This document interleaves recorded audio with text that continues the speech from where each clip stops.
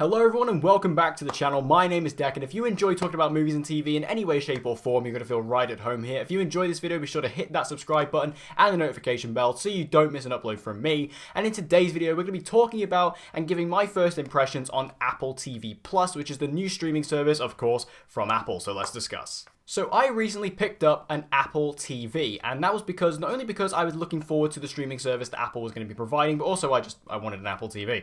Now, luckily what came with that is if you've bought an Apple product since the 10th of September, you are actually eligible to a free year's subscription of Apple TV Plus, which is their new streaming service. And I've been trying it out over the past week and looking at the shows that they have put out so far, and I'm here to give my thoughts. So how is the streaming service overall as a service? Well, I think for a price of $4.99 a month, that's a very good price. That's a very generous price. Given the fact that Netflix is around $7.99 and is continuing to bump the price up, I think $4.99 is a very good and competitive price for this service, especially when Apple, is so known for having ridiculously high prices for products that aren't necessarily worthy of that price. You're more paying for the brand name with Apple, but for this service, being $5.99 or $4.99, it's a good, generous price and kind of puts it in the same price range as Disney Plus, which is, of course, now launched in the US.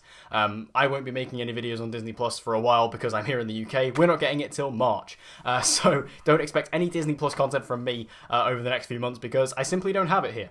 But Apple TV Plus, a very generous price. And the overall service and the actual, app, if you will, on the streaming service on Apple TV, I don't know what it's like on iPhone or iPad, but on Apple TV, it runs very well. I mean, basically, the Apple TV app is essentially just a channel on Apple TV. If you have Apple TV, you'll know what a channel is. You basically just have a channel for Apple TV, and on there it just has all the shows that they've been talking about. So there's not really much to talk about in regards to the service itself, because there's literally only the handful of shows that Apple have created so far available on the service for you to look at, for you to watch. Other than that, there isn't really anything there.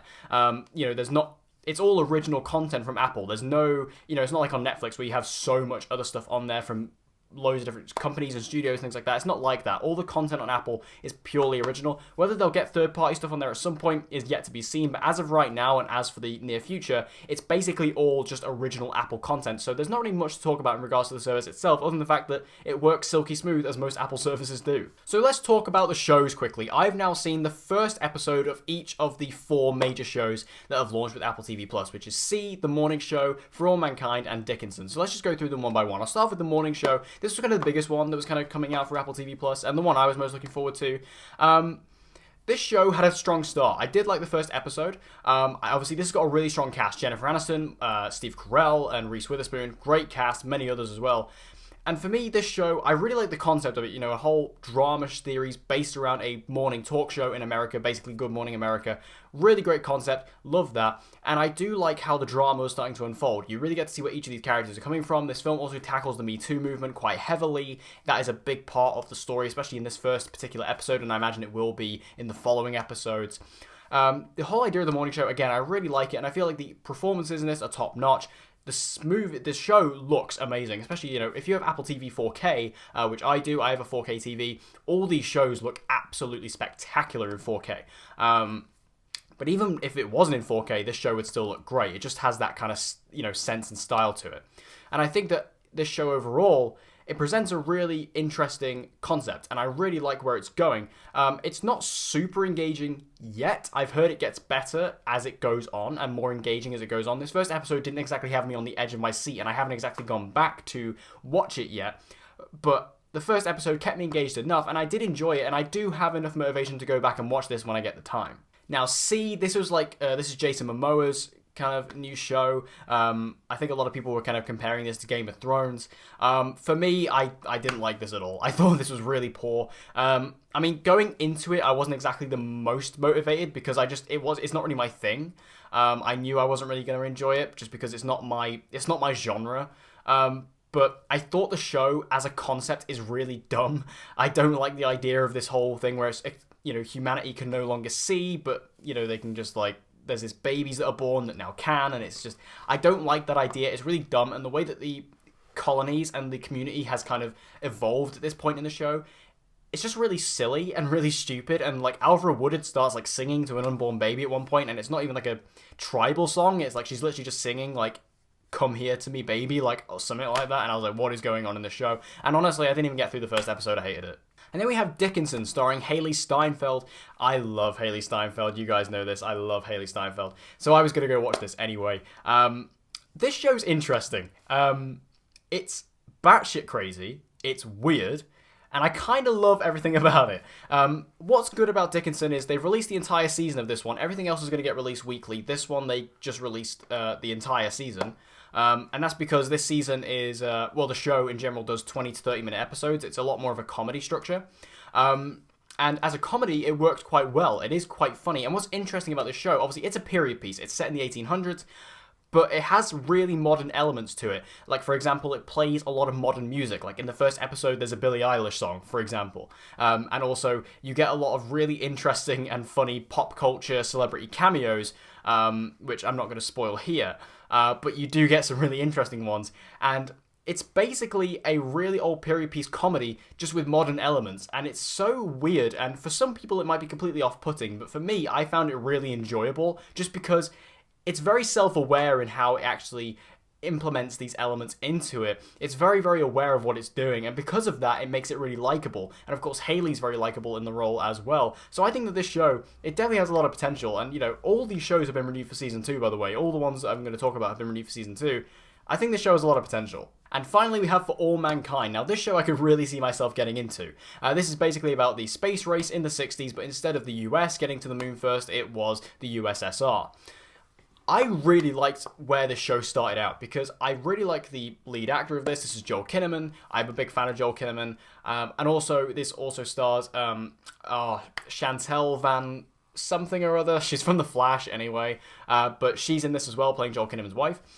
I really like this show. A drama series about the space race is really interesting, like an alternate history space race. That's a great concept. Like, all these shows have good concepts.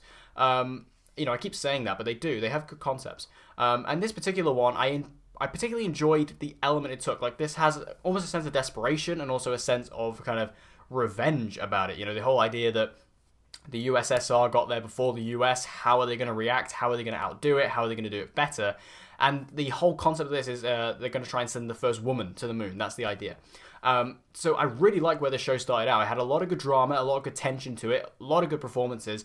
And this was probably, apart from Dickinson, which obviously was only 30-minute episodes, this is probably the most engaging I found of the four. I really was actually hooked to this one. I liked where this was going, and I'm probably most intrigued to carry with this one above them all, because I think that this one has a lot of really good stories. Now, this has been renewed for Season 2. I don't know where that's exactly going to go.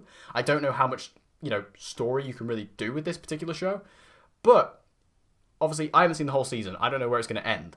But I do really like where it started, and I think that this show could actually have the potential to be probably the best of all the four of them if it sticks the landing.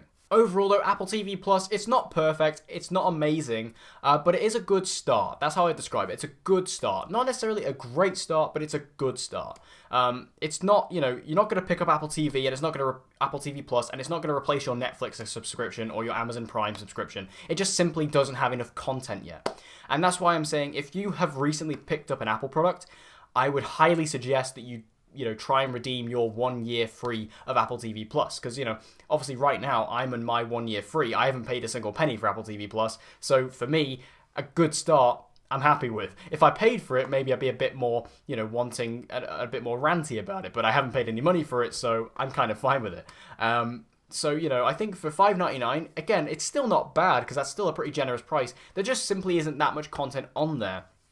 And if you don't like the content that's on there, you're not going to use the service, because again, there's nothing else on there. There's no third-party stuff on there, like on Netflix. On Netflix, if you don't like any of the original stuff, you could still watch The Office. Well, not for much longer, but you get my point. You could watch other stuff on Apple TV Plus. If you don't like the shows that Apple are producing, you're not going to really enjoy the service. And for me, there isn't really a standout show among them. Like I say, I think they're all basically good, except for C. I don't think C is very good, but I think the other three, they're good, but there isn't exactly an outstanding one. There isn't one where I go, that's the one you need to subscribe to the service for, that is the one that you need to see. It's just, there isn't one yet. Maybe there will be in the future, maybe there will be, Apple is still producing more and more shows. I imagine they are going to be, they are producing more original films as well.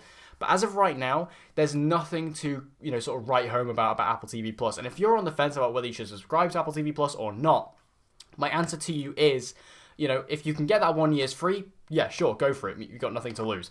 But if you are, you know, looking to pay for a monthly subscription for Apple TV Plus, should you subscribe?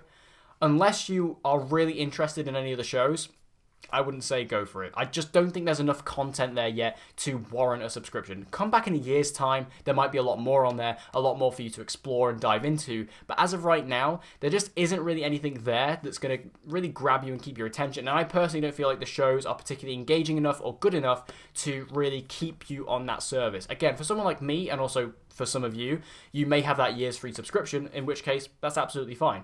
But if you don't have that, I just don't think there's enough here to really warrant you spending $4.99 a month to subscribe to Apple TV Plus, at least not yet. So have you guys been subscribed to Apple TV Plus already? If you have, make sure to let me know your thoughts in the comment section down below. Very interested to see what you think about all the shows that they have been providing in the comment section down below, so jump on down there and I'll join in the conversation. And if you want to see more movie reviews and TV reviews just like this one, be sure to subscribe, and hope to see you guys again next time.